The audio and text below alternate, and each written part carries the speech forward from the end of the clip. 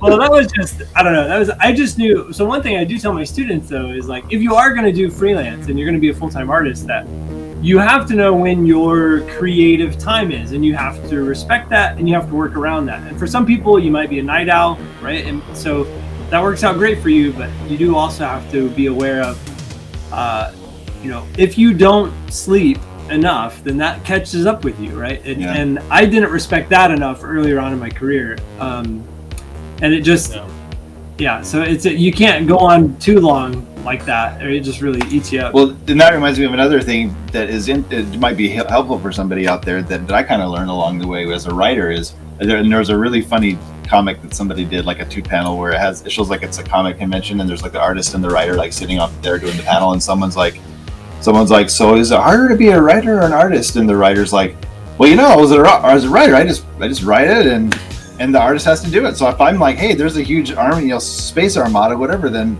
my job is done and he has to do it. And then the next time I was like, the artist is strangling, like, I'll kill you, which is so true. And it's so now I didn't think about it before, but eventually I learned it's like every new page of story that I write a script for, I have to realize, hey, this is, at least 10 hours or whatever for the artist.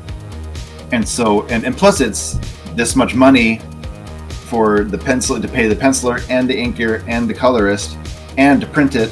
So it's like all this extra money. So it's like, so it really helps, as the writer helps you to really be efficient as you go back to your script and be like, you know what, that's a fluff scene. I could totally combine these into this. Mm-hmm. When we actually pitched that Castlevania script, it was interesting because the editor that we were talking to, I sent him the script and he wrote back and he's like, well, it seems pretty cool, but he's like, and because I'm a huge Castlevania nerd, I had like just put every reference I wanted in there. So, it was dense. And there was a lot of stuff, but he was like, but I could tell you right off that the script would need to be, that each issue would need to be half as long as it is.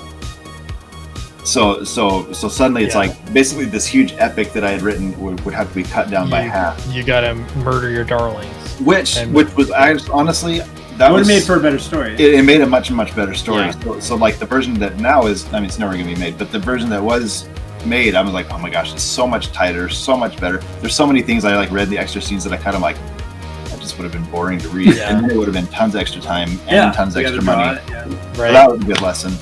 Yeah, absolutely. That's I even was mentioning it, I don't know, it was a couple weeks ago, I guess I posted on Twitter, and it was in reference to me writing Dracula, and I'm like, I have a lot of stuff happening with crowds, and I feel so terrible, so that I'm like, let me go back and to limit these crowds, the crowd scenes, and then I need some pages to make up for it that are not.